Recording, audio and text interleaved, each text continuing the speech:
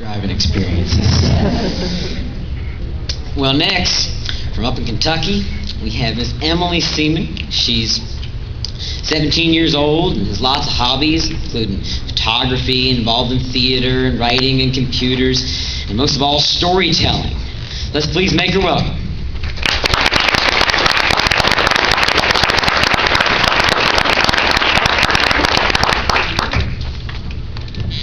Hey everybody, thank you to Odd for the introduction, and thank you guys for letting me tell today. I hope you enjoy the story. Melody found herself trapped in the broom closet again. The last thing she remembered was just innocently sitting on her brother's bed reading his book about dragons. And just as she turned to the page about black leatherback dragons, her personal favorite, she heard unintelligible shrieks from the doorway, and her beast of a brother, with scraggly brown hair and bad acne, grabbed her by the collar of her shirt, dragged her down the hall, and threw her in the broom closet, locking the door tightly behind her. She sighed deeply. This had happened countless times before, and she was quite used to it by now. She began to settle herself in, shoving aside the mops, brooms, and buckets. But as she sat down, her hands touched something cold and metal. She picked it up. It was so long and so heavy, she had to hold it with two hands. Not knowing what it was, she tapped on the door experimentally with it. That did no good. She then tried banging the door down with the object. That didn't do anything either. Frantically, she jiggled the handle, knowing it wouldn't open. But, to her surprise, it did. It swung open as if it had never been locked. She stepped out into the bright white sunlight in a grand room. It was circular, with windows all around, and a marble staircase in the center of the floor winding up. It was so wide that 3 elephants walking side by side could go up it with no problem. She then glanced at the object in her hand. It was a large silver key with intricate designs on the handle. Excitedly, she thought maybe it was for some kind of treasure room upstairs. She wasted no time and began bounding up the stairs, taking them 2 at a time. The second floor was quite different than the first floor. It had paintings all around. Some were of very stylishly dressed men with coat and tails and big mustaches. Some were of women in Victorian-era dresses, parasols, and others were of dragons. Dragons flying over the mountains, dragons reading New York Times bestsellers, dragons burning villages and eating peasants. Oh, it was lovely. She walked around looking at all of them until she came upon one of a black leatherback dragon. She took it off the wall. Just as she did so, she heard a soft throom from behind her. She set the painting down, key still in hand, and turned around. It was a rope ladder descending from the ceiling. She was so excited, she began climbing and climbing. She reached the top, heaved the key through the hole in the ceiling, and when she caught her breath, she heaved herself up on the glassy floor above. This room was large, like 2 gymnasiums stacked on top of each other large. It had a domed ceiling with littered stars painted on its surface. And on the floor was a great sun with 7 keyholes, 6 keys already in their respective locks. She knew what she had to do. She rushed over, and just as she was about to plunge the key in the last keyhole, a shadow fell over the room.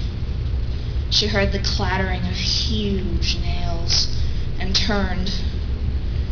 It was a black leatherback dragon, just like the one in the book, only more fearsome, but beautiful scales were as dark as midnight, its eyes dark purple, its belly shiny silver, and smoke curled from its nostrils. She quivered and held the key up to her face. The dragon looked at her. "Why are you here?" he said, finally. I don't know. May I ask why you have all these keys?" Dragon cocked its head to the side, scrutinizing her to see if she was trustworthy. He picked up the key and looked at it, then spoke again. "For 7 long years, I have been trapped here to this tower. A legend states that if any man or beast finds these keys and places them where the sun touches the earth, they shall have a wish." Melody said impulsively, "Do you think I could wish myself home?" Innocent as this question was, it was a mistake to ask it. The dragon roared, "I should have just disposed of you. It is my wish, mine. You understand? Humans coming in, chaining me to this tower. I will not have you steal my wish." Just as the dragon was about to burn her in a spurt of flames, she cried, "No, I don't want your wish. I just want to go home." She began to cry. The dragon looked at her as if he hasn't seen anything that repulsive before. He picked her up in his free hand and looked her in the eyes. She peeked between her fingers and looked into his eyes. She could see both compassion and sadness. "Would you like me to turn the key for you?" she whispered. The dragon nodded and handed her the huge key, setting her down on the floor again. She plunged it into the lock and turned it. Just as she did so, a huge burst of light filled the room, then closed in on itself. The dragon was now free and flapping its wings. "Wait! How do I get home?" Melody cried. "Just go through the door that you came through. It should take you back home instantly. Just think hard about where you want to be." "Thank you."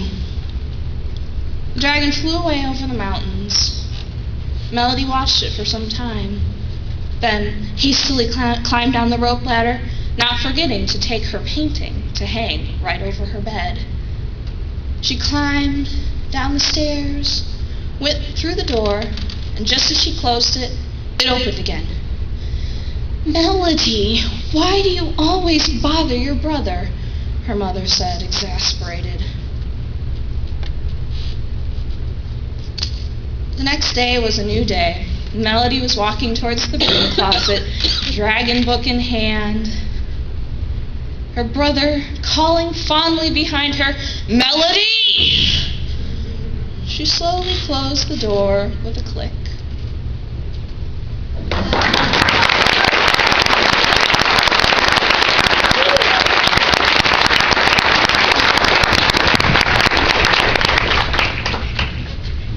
Know what's behind those doors. Well, next we have Nate Robinson, and he's from Alpine, Utah. It's a nice little place up there.